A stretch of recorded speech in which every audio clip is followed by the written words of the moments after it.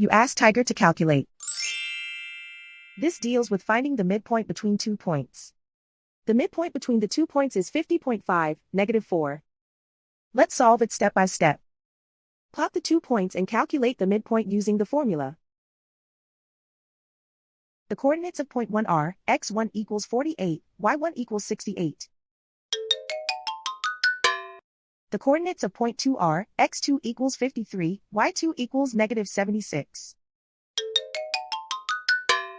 PM represents the midpoint of the 2 points.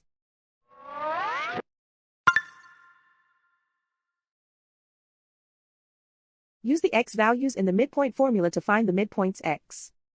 x1 equals 48. x2 equals 53. Simplify the arithmetic.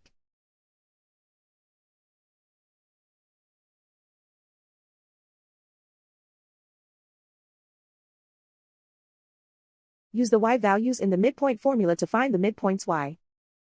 y1 equals 68.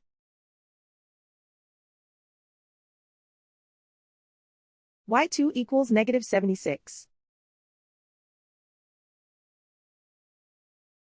Simplify the arithmetic.